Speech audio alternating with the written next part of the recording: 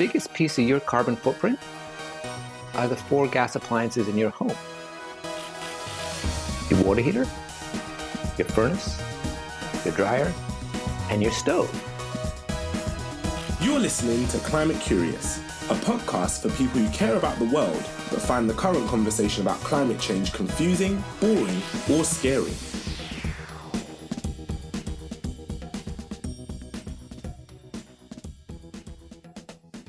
I tell you, I'm pretty excited to have this conversation. So the stuff we're going to talk about today is probably the singular most shared piece of information I have learned in the last year, in that I've probably shared this and told people about this more than any other piece of information. And I've been potentially thinking about maybe buying a house, and I've been just like looking at a couple of places, and I've spent most of my time like boring / arguing with real estate agents about the gas in the building.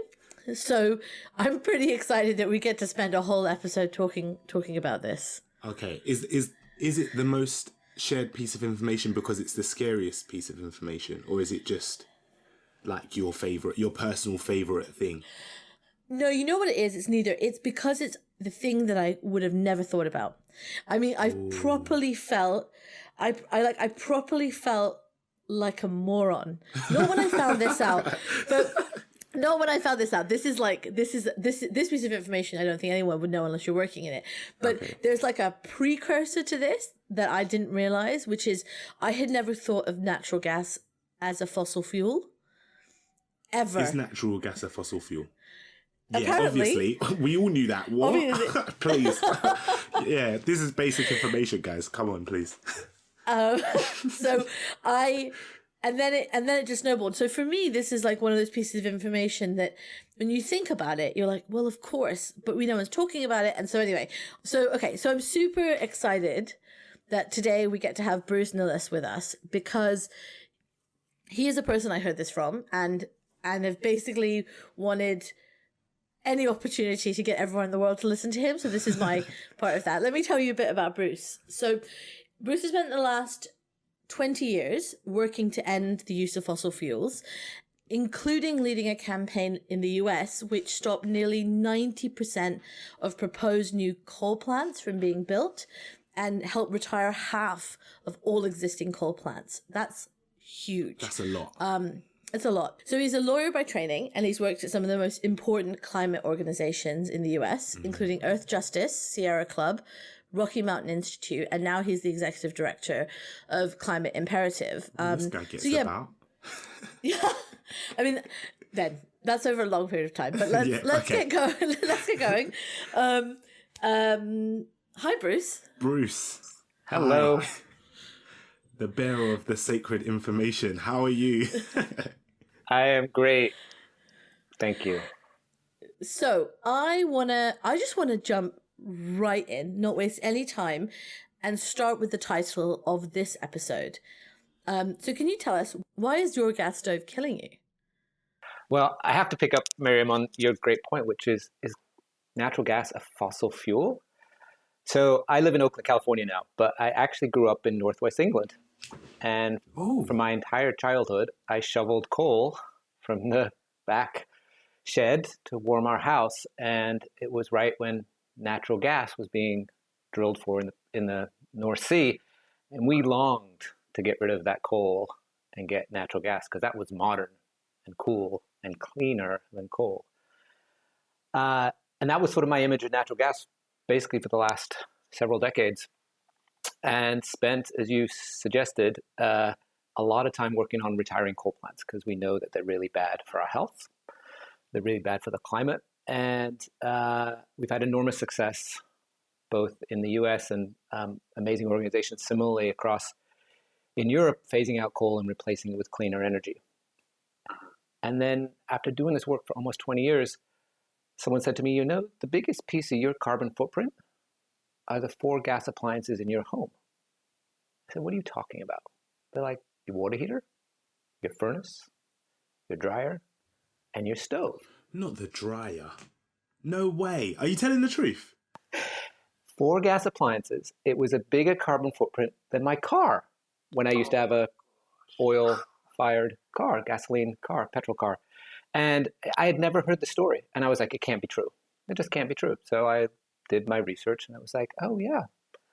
As we've been making progress on all these other sectors, there's this thing literally under our feet or in our basement or in the closet that is emitting enormous amounts of pollution. So that was the first big revelation. But the second that really knocked my socks off was when someone said, 3 of those devices are required to be vented outside. All the pollution from heating water, drying your clothes, and heating your space, the pollution when they burn that gas has to be vented through a chimney outside. One doesn't. And then I was like, the stove? And they're like, yes, you're burning a fossil fuel inside a building, inside your home, inside your kitchen, one of the most sacred of all places. And no one told us that when we're cooking, whether it's boiling water for pasta or a holiday dinner, that we're emitting large amounts of pollution inside our homes.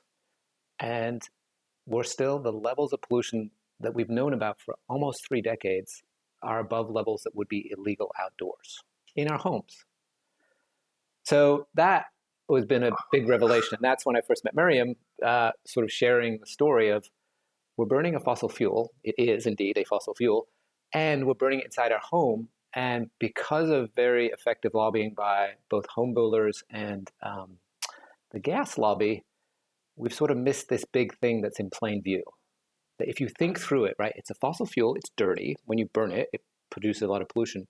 We're doing it in our kitchen, and we've never had the regulators or the gas industry be honest about, in fact, we're posing a serious health risk to people indoors whenever we have the temerity to turn on our kettle or cook our dinner.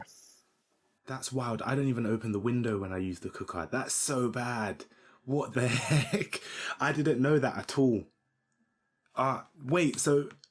All right, sorry to just hijack this, but 2 questions from the beginning. Firstly, from the last couple of episodes we've done, people have spoken about this idea of cleaner fuels. And is that just a myth? Is everything just bad? Is there no, apart from electricity, is there nothing that's good? It's a mirage, and they've been very effective, right? So for a long time, the ad agencies in the United States working with the coal industry put out clean coal. You can make coal clean. And it was nothing but an advertising effort to try to rebrand something that is filthy as clean. Like milk. Now, so when you burn a unit of gas and a unit of coal, yes, in many regards, the gas is cleaner. Okay. But that's sort of like light cigarettes. It's still smoking. And so if we're actually trying to have a healthy and sustainable planet, we can't be burning coal or gas. And particularly from a health perspective, nobody would burn coal in their kitchen without a chimney. And here we are burning gas in our homes without chimneys. And it's a pollutant that may be very familiar to your audience because it's an issue that is front and center, particularly in London with all the diesel cars. So Europe, as a part of trying to solve this climate change problem, as you know, went hard on investing in diesel engines. Well, one of the several big downsides of diesel is it emits a lot of nitrogen dioxide. That is the same pollutant that comes from your gas stove. Oh man, this is distressing. This one is a little bit more distressing than the other ones that we've done so far. Okay, all right. So the cleaner fuels thing is really just an excellent marketing campaign, and actually cleaner doesn't mean clean. And Bruce, what am I supposed to do about this? Because my parents have a gas stove and they're not going to get rid of it. So how do, I can't go downstairs now and say to them, oh, you need to just chuck it away and get a new one. How do you start this conversation with normies? With people who are not necessarily engaged in the climate conversation, apart from telling us what you've just told us and petrifying us. How do we, or maybe that is the right way to start. I'm so confused. I'm having an existential crisis on a podcast. This is really bad. How do we start? You flagged one of the very simple things we can do, which is when you're cooking, open the window, right? Okay. There are things we can do to minimize the pollution, for sure. The awesome thing is that the technology to replace gas is better. So this is not a situation where we're saying, go back to the Stone Age and do something that, live in caves. This is actually the technology, the induction stove, the modern electric stove, not the old-fashioned ones that with the rings. Those those are not the most efficient, and for many reasons, they're not held up as sort of what a gourmet chef would ever use. But induction, which is the modern electric, you can now get hobs at a low cost. The price has come down a lot in the last decade. And a lot of high-end chefs, or famous chefs, and probably the most famous of all, certainly on this side of the Atlantic, is the Great British Bake Off, where it's all induction. Oh, is it? Okay. You can use that, Ben. You can use that as a that's selling a good starting place for with your- my mum. She might be convinced by that one. Okay, I see. So it works better. It's faster. It's more precise than gas. And it doesn't have any of the heat. It doesn't have any of the pollution. So rather than replacing your stove on day one, because there are costs and inconveniences of doing that, getting a hob and start cooking and using and seeing if indeed that, as most people think it is a better product, then in time, as the gas range comes to an end of its useful life, replace it with an awesome new electric one. Because I feel like I in some ways remember maybe a conversation at some point in my house where there was someone was convinced that you can't really cook with an electric stove, that you have to have a gas stove to be able to cook well. like cooking with fire. That's what Do you know what I mean? to Like me. that's the true, the sounds, the noise, the ambiance.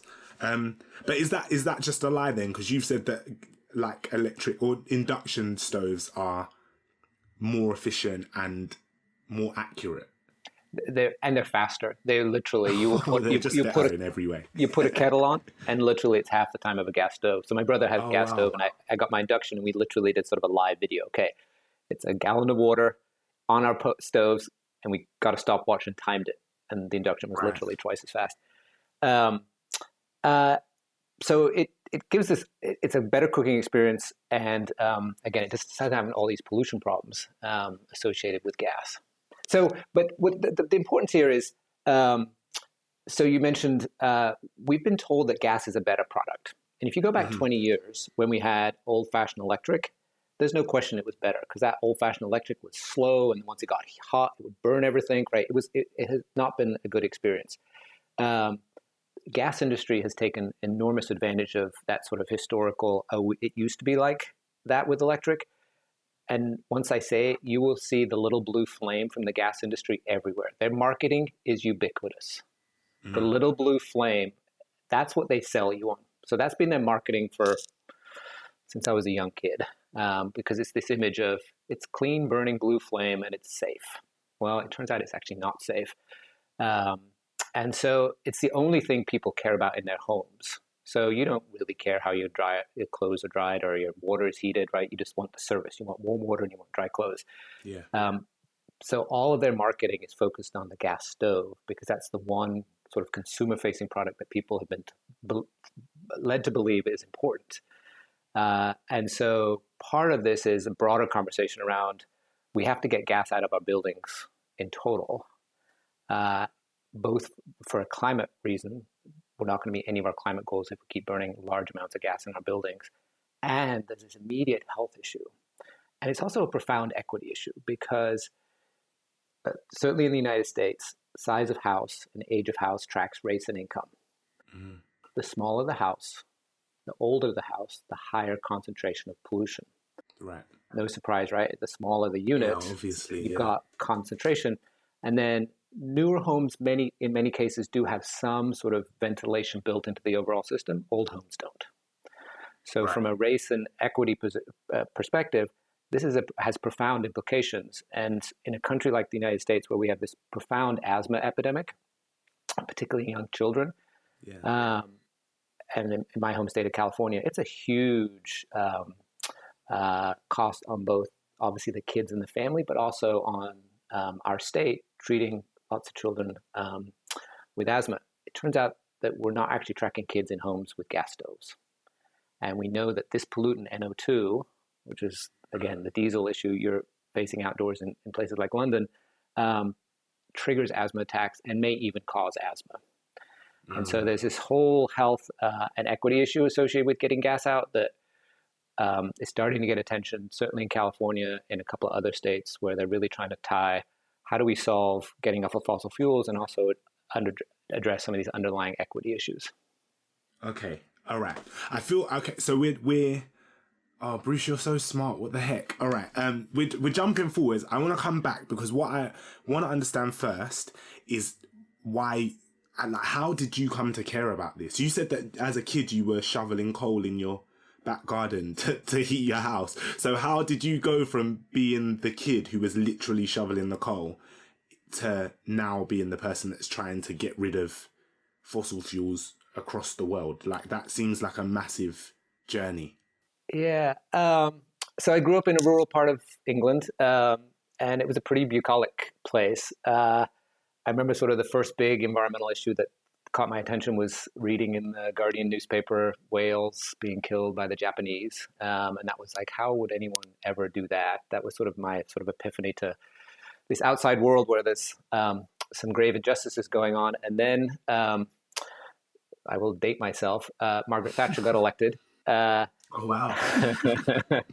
And then nuclear weapons became this whole issue, right? And I lived just downstream from a nuclear reprocessing plant that ended up leaking a bunch of really nasty stuff into the Irish Sea, and outbreak of all these crazy, unusual cancers related to, and just sort of the growing awareness that, boy, there's governments unchecked, corporations unchecked, profound impacts on people and communities. And then moved to the States when I was 17 and began to read a lot about sort of environmental issues. And the most scary was my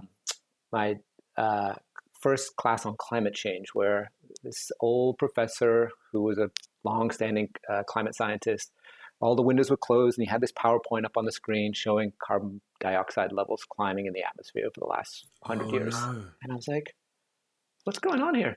He's like saying 5-alarm fire, but he's sort of got his monotone. It's like, yeah, burning of fossil fuels. We're heading to an unstable climate, uninhabitable climate.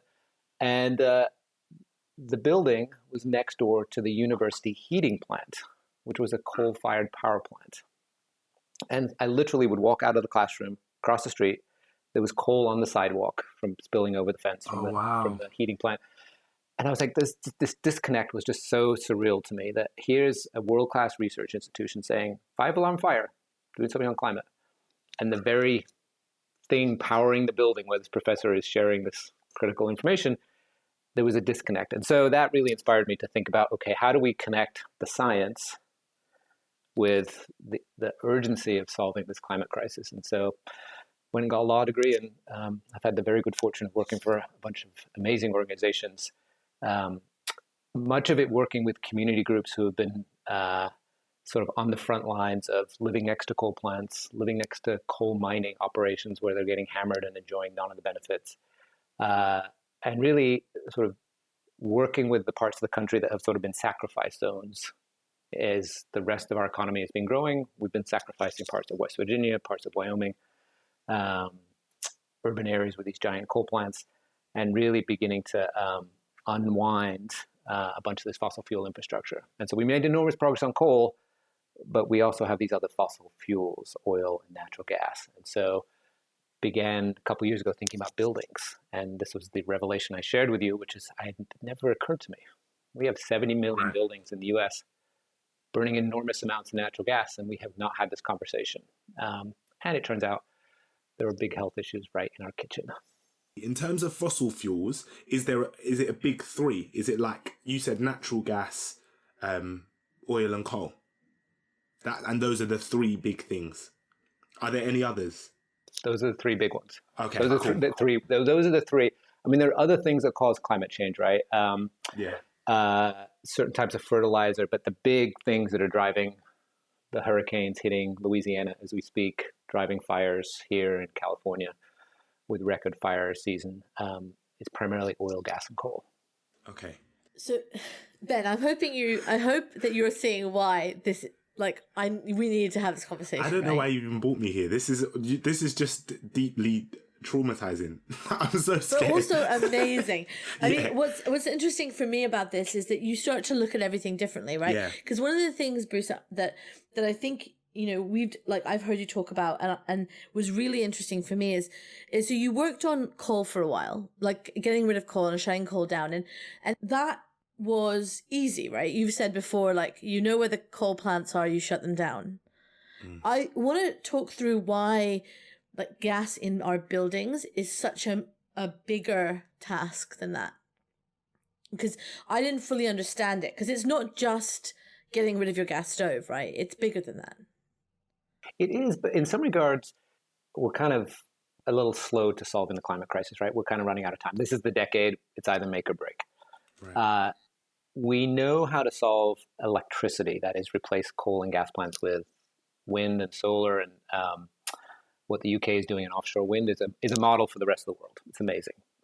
Really taking a technology that was nascent, expensive, and now is cheaper than fossil fuels. It's amazing. On vehicles, we know that we just need to stop burning petrol and diesel and replace it largely with electric and increase investments in public transit. Mm-hmm. There's this other sector, the buildings, where we haven't had the conversation around how to do this. And in some regards, it is easy because many homes already have it. So it's not sort of new technology. We're not waiting for a scientist to find something or take something from a laboratory and bring it to market. You can literally go down to the local appliance store and buy these alternatives. But we have this inertia in the system and a very powerful lobby industry that has been telling us, go to gas, go to gas, go to gas. And so on the individual building level, it's fairly easy. Now, there's also all the infrastructure. Think about the millions of miles of pipes under our cities. How do we unwind all of that and replace that with an all-electric future? So in some regards, it's easy, and in some regards, it's sort of unwinding. Literally since the UK found the North Sea oil and North Sea gas, and similarly in the US with the fracking boom, everyone's been pushing gas, right? There's a huge boom in the system, pushing the system to go to gas. We need to unwind all that. And so that is the most complicated piece, I would argue, is the politics, because we're dealing with large multinational gas interests. Mm. And when you say the politics, do you mean the money, or do you mean both? Yeah, okay. Both. Just to sort of, yes, a lot of people have been employed in the gas sector, and that is an important piece of getting this transition right. I would submit, going on a limb, the way that Margaret Thatcher treated the coal miners was not a model for a just transition by any measure, right? It was, you're on the streets and out of a job. That's like Billy Elliot, right? It didn't have to be that way. I always have to just have visual references for what I'm imagining. So Billy Elliot is my vision of coal miners being screwed over. Okay, yeah, cool. So there's all these people employed. How do we help ensure that there is a transition over the next 10, 15 years that's fair, right? They've worked hard. They have family to support. So that piece, how to do that, is going to be critical, and that requires careful planning and government help.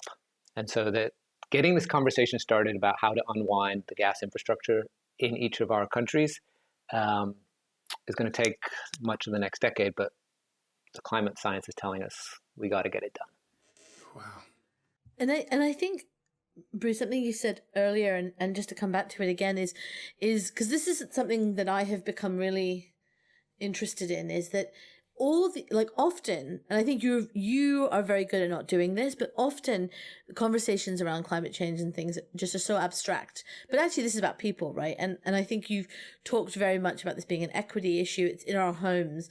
Do you find that, I guess, I don't even know what my question is. It's just that for me, this is one that is so clearly about people. It's not just about carbon. I mean, that was the big revelation. When I first started working on coal, I lived in the upper Midwest in a little town called Madison, a little college town. We had 3 coal plants in town. And they were causing a fair amount of pollution. And that was pretty horrendous. But what really took it from being, and we started working locally, what took it into a national campaign was this recognition that, oh, the mining, burning, and disposal of coal ash waste is this long supply chain with people getting hammered at every step of the process. And so what really took this from a local issue to a national campaign to phase out coal was the recognition and the sort of solidarity that we're not going to solve any of these problems individually until we stop mining and burning coal. And so really building common purpose with folks. The Appalachian region is where we used to get most of our coal, right? It's the oldest mountain range in the United States. About 25 years ago, to get the last shards of coal out, they started blowing the tops off of mountains. It is one of the most horrendous, unbelievable things. Think about your favorite mountains. And literally they were going in with more dynamite than they used in the Vietnam War and blowing the tops off to get the last shards of coal out. Taking these giant piles of rock, filling in the lakes, rivers, and streams, and basically turning it into a moonscape.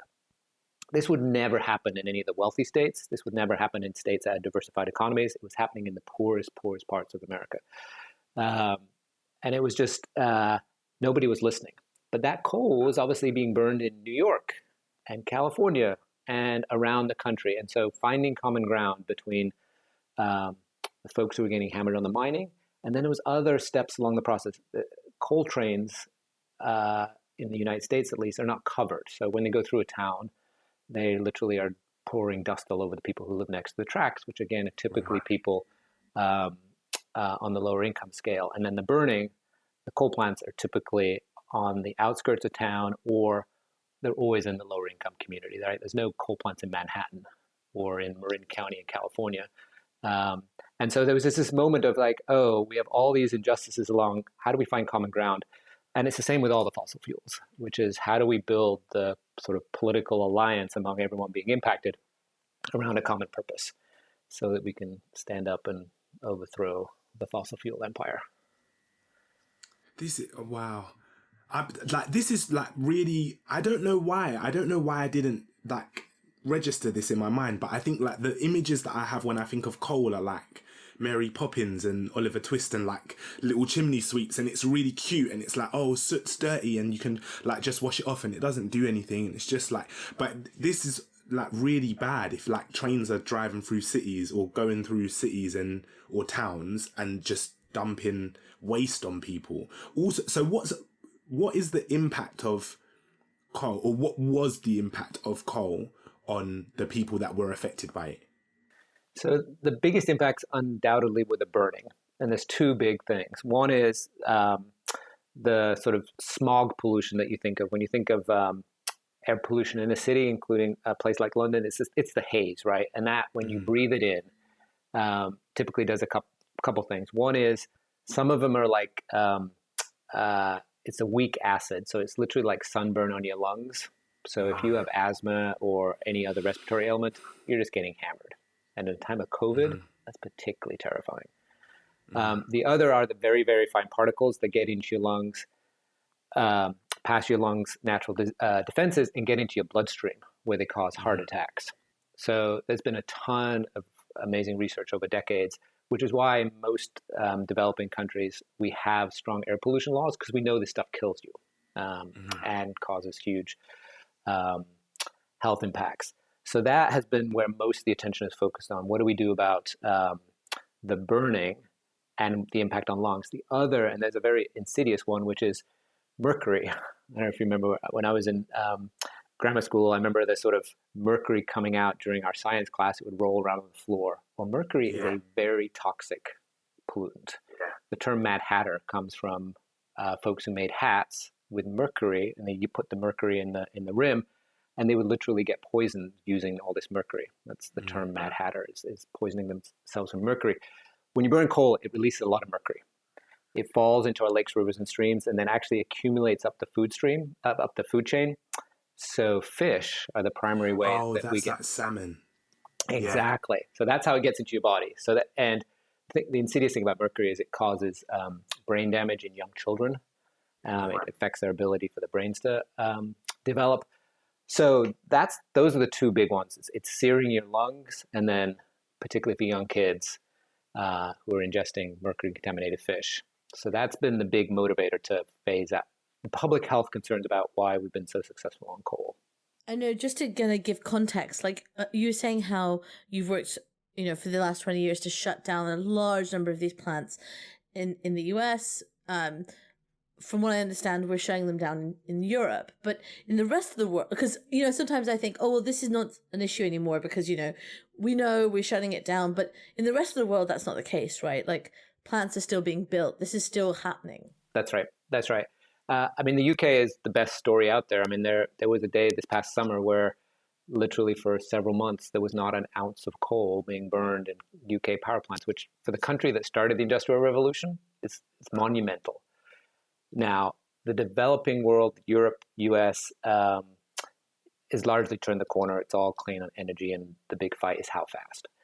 In developing countries, oftentimes pushed by large corporate interests, they are still building coal plants. So in China, in India, that awareness of the problem on the climate is starting to change. And so it is definitely slowed down. But then one of the big deciders of whether or not we're successful in averting the worst catastrophic impacts of climate will be, can we collectively, through the Paris Agreement and other efforts, really work together to stem the build out of fossil fuels, including coal and gas, and accelerate the transition that we're starting in many countries, developed countries, such that we're doing this globally, right? Because we're one little planet and we got to do this together. Yeah. And you're exactly right. There's still coal being built, and the challenge ahead of us is making sure that slows and then ultimately is reversed.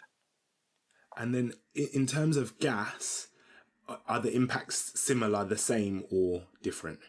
So the big issue with gas is the nitrogen dioxide. And that, again, it's been studied for about 50 years, the health impacts of NO2. We know it triggers asthma attacks. It sears the lungs, or it really irritates the lungs. The more recent research is, and the way that the Environmental Protection Agency here described it, is there is, quote, strong evidence it may cause asthma, which to me was kind of shocking because I thought we didn't know why is it that otherwise healthy children and adults end up getting asthma, because around much of the world, we have this asthma epidemic, right? We didn't have this 20, 30 years ago. Yes, there was some asthma, but now it's much more common. And there's increasingly concern that it's connected to the NO2, the nitrogen dioxide emissions. And a lot of that comes from the burning of gas. Mm-hmm. And that's shocking, because that's something that anyone listening could have themselves, or, people they know, their family have developed asthma out of nowhere later in life, right? And it's this, we've heard of people who are like, wait, I didn't have asthma as a kid. Like, why is this happening now? And like so many things, I think people probably think it's their own fault somehow. And actually, it's very insidious to think that there is a whole industry out there that's pushing something that is so poisonous. Yeah, and benefiting from it. That's terrible. It's disgusting, really. So we were looking at, okay, so what's the societal cost of asthma? And so in California, we spend about $12 billion a year on treating asthma. Like much of the world right now, we're in kind of economic crises. And I think about the children who end up in the emergency room with an asthma attack, get good treatment, stabilized, and then sent back, and no one ever asks, what are the asthma triggers in the home? And if they live in a small or older unit, are they going back right into a home where everyone's cooking at home today, right? Because no one's going out to a restaurant. And we're not connecting the dots here. And in some regards, it's a super easy thing to fix. And it's certainly much, much cheaper to replace a gas stove than it is to treat a kid with asthma in an emergency room. So there's enormous opportunities here. And the trick is, how do we build the political will to do something about this problem right in plain? That's the thing, right? Like, this isn't about inventing some kind of newfangled super tech that's going to save us and save the planet. we know what we need to do. Like, we know the problem, we know the solution, we even know how to go from the problem to the solution. Now we just have to have the will to do it and actually demand that it's done. And that for me is mind-boggling, because I also didn't realize until a few months ago that so many of the things that we need to do, we already know how to do them. We just aren't doing them.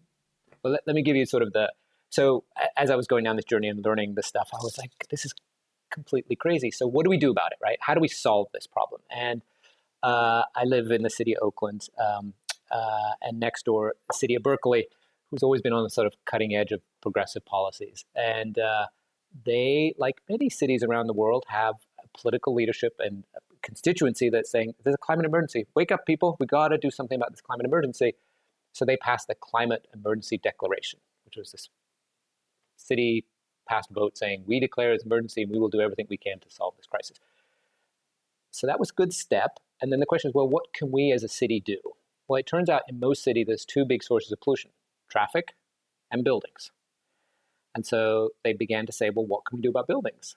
Oh, we approve permits for new construction. Every day someone comes in to build a new unit or a new apartment building.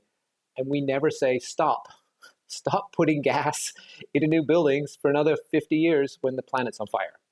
So we worked with the city of Berkeley to put together a city ordinance that says, no, can't build gas anymore. Any new construction in the city of Berkeley, starting January 1 of 2020, has to be all electric. And we initially thought, well, it's great. It's a very small town, right? It's iconic, but is anyone going to care? It got national and international attention. That it was, in part, what you're describing, Maryam, is people hadn't put these things together. You're trying to solve the climate crisis and a public health crisis. Well, the way to solve it is to stop building the very things that are causing the problem. And we hadn't quite connected the dots. It took off like wildfire, which maybe not the best metaphor here. But now we have 30 cities that have adopted what Berkeley did, literally in a space of 9 months, including San Jose, which is the 10th biggest city in the United States. And this debate is now percolating across the US. So from a sort of feeling helpless, like, oh my goodness, I've got all this new information, what the heck do we do about it? We took it to folks, we built the political coalition, and it passed unanimously. Now, the industry has sued. Everything gets sued over here in the United States, but we'll ultimately win. But it's changed the conversation because it's connected what people can do locally to solving a big health and climate change problem at the local level. And that has been super amazing because it's putting power back into the hands of people rather than feeling helpless. What you're talking about with Berkeley is so important for this podcast as well, because part of the premise of what we're trying to share here with everyone is this idea that cities can lead the way in this. Like, cities can become examples of how you can help fight this climate crisis. And, you know, Berkeley's done that. And am I right, Bruce, in thinking that in the UK we have some legislation coming in around this as well, or not? There are efforts underway in the UK to phase out the sale of new gas boilers. So that I believe it starts in a couple of years, if you wanted to put in a new boiler when your old one breaks, you're going to have to put in an electric. So that's an important first step because the biggest gas use in your building is typically the boiler to heat your home and or your water. But it's not actually going to solve the problem because we still have all the pipes and we still have all the other gas uses in buildings. So it's an important first step, should be applauded for sure. The challenge, the work ahead is how do you make this more comprehensive and begin to think about what does it take to get all the gas out of the greater London area? What does it take to get all the gas out of Cumbria?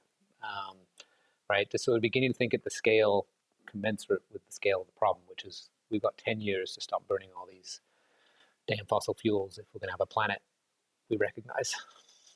Okay. So let's say we figure out what it takes. We already know what it takes, but let's say we action it. Hypothetically, what does that look like for the world that we're living in now, 10 years from now? Like you've said a couple of times that there's a 10-year time limit. There's a tipping point where the effects of whatever's happening have gone too far. What happens if we manage to change that curve? What does that look like for us? I think in less than 10 years, we're going to look back and say, you used to have a gas stove in your kitchen?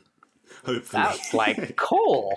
Like, come on, that's like so 1960s. And so, I mean, I do think the notion of burning a fossil fuel in and next to people will become so, that's bonkers. People breathe and they need oxygen, they need clean air. And the notion that we're literally burning something we know is full of many, many contaminants will become so, wasn't that quaint? And in 10 years from now, you'll walk into any house and there won't be such old-fashioned gas appliances anywhere to be seen. And then all the knock-on benefits associated with that, right? We've dramatically reduced the rate of asthma. We've dramatically put us on a trajectory to solve the climate crisis. And certainly for those of us in the developed world, we've continued to demonstrate, and certainly we have a lot of resources at stake at our disposal compared to the rest of the world. We're showing how it can be done. And to the extent there are lessons that can help other developing countries leapfrog over fossil fuels, will have helped provide a path and the resources to make that possible. Amazing. Okay, so final question in this section is, if people like Ben have heard this for the first time, and are having their minds blown and are now committed to doing something, to taking some kind of action, what is the top thing? Like, what is the one thing that you could say for someone to do? Run for political office. What's the number two thing that help your best friend run for political office? Okay. Right. I mean, just look at the state of the world. I mean, the folks who are representing us in the US, and one should never speak ill of other countries' leaders, but these are not the shining moments for national leaders in most countries in the world.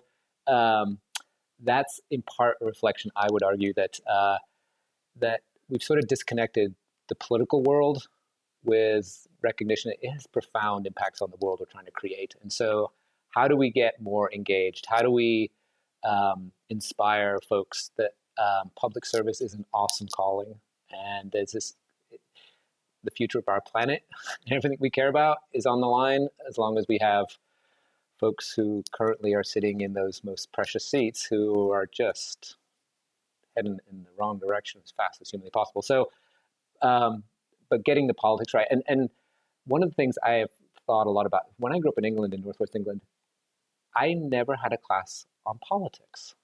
I actually didn't know how politics works in the United States. I didn't know there was a unicameral government. I didn't understand that the US had an executive branch, a legislative branch, a judicial branch. I didn't understand any of this. And I thought I was fairly educated. So there's something about understanding how our society is organized, and then how we as individuals can help aspire and push and shoot for a better world. Amazing. So that's small feat, everyone. You gotta get engaged and run for office. I love it. Imagine if everyone just thought running for office was just something that you did at some point in your life. The world looks so different. Okay, let's move on to our closing segment. And now it's time for our climate confessions. Let's fess up to the bad habits we just can't kick. So for those of you who are unfamiliar with Climate Confessions, this is a quick fire round where we all get to share something, confess something that we're maybe not so good at when it comes to sustainability or climate change, that we know we should be better at, but we just don't get it right. Well, Ben, I've done the intro, so you gotta share yours. Okay, my climate confession for today is that when I sleep, I grind my teeth really, really badly, and I really like to chew like grind on like hard boiled sweets and like that kind of thing. But when I go to the cinema, particularly the cinema, sometimes I do it if I go to McDonald's as well, but I have like a really bad habit of chewing straws because they don't really break. Right, so I gnaw at them and try and like rip them apart, kind of like what a dog does. Do you know what I mean? Like just like tries to tear something apart, and I will take like 6 or 7 straws. I know I'm not supposed to do that, but I do. And I just chew them apart and then throw them away. And I never even realized that was a bad thing. Like, obviously I knew that you weren't supposed to waste plastic, but I assumed it was being recycled, and that's a whole other conversation. But that is the thing that I do that I can't even promise that I'm gonna stop, but that is my climate confession for today. Bruce, do you have one that you want to share? What is your climate confession? You foreshadowed that I would have to answer this question, so I've been spending the last 48 hours like, what is my climate confession? When I look at... So I've tried to reduce my meat consumption and rarely haven't eaten meat for a long time because that's clearly has a climate impact. I love cheese. Hard cheese has a pretty high carbon impact. And so growing up in Northwest England, where I loved eating cheese, then I moved to Wisconsin, which is the dairy capital of the United States. I eat cheese 2 or 3 meals. Really should eat a lot less cheese. So that's the one I'm like, at some point I'm going to have to reduce my cheese. It's hard to let go. Easy to get rid of coal, hard to get rid of cheese. Understandable. That's a great slogan. One is much more delicious than the other. That's right.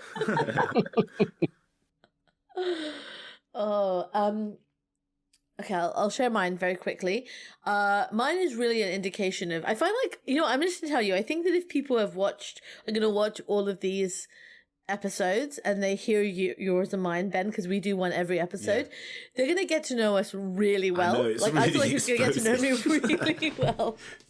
So mine is going to be that mine is also an indication of the laziness that I have, which is that sometimes I'll, be really good. I'll take food, I'll pack it into like a little container, I'll put it in the fridge, and then I'll something will happen, I'll forget about it, and then I'll pull it out and it'll be moldy. And I just cannot bring myself to wash it out. So I will just throw the whole plastic container away after I've used all the energy to wash that initial container in the first place, refrigerate it for a while, and so I know. That's mine. It definitely helps me to hear all of that bad news and then hear that you eat too much cheese. So thank you for sharing that, Bruce. And I think we've had a great conversation in terms of the steps that we can take moving forwards. Get rid of your gas stoves if possible. Run for office if possible. Do a Kanye. Live your dream. Who knows what could happen. And Bruce, I just want to say thank you so much for joining us. Thank you so much for sharing all of that information and in a way that was really easy to understand and answering the really simplistic questions, because it's really changed a lot for me in terms of the way that I see it, and I imagine the same for Maryam. Pleasure's all mine. Thank you. It was a real treat to have this conversation. Thank you so much. Bye. We've got to figure out those outros, man. I know. Thanks for joining us this week. If you enjoyed what you listened to today, please rate and subscribe and share the episode with a curious friend. Join the conversation on socials using the hashtag ClimateCuriousPod and let us know what you want to hear about next time. You can find us online at TEDxLondon. This podcast was made possible by TEDxLondon's headline partner, City. City is all about progress and supporting great ideas. And for the past 5 years, they've supported us to bring world-changing ideas to the TEDxLondon stage. Now they're taking it to the next level by supporting this new podcast. Thanks, City. This episode was produced by Josie Coulter, curation and research by Tara Cooper, engineered and mixed by Ben Beheshti, artwork designed by Sabrina Russo and Rebecca Mingus, music composed by Ben the Falcon Beheshti, presented by Maryam Pasha and Ben Hurst. Thank you.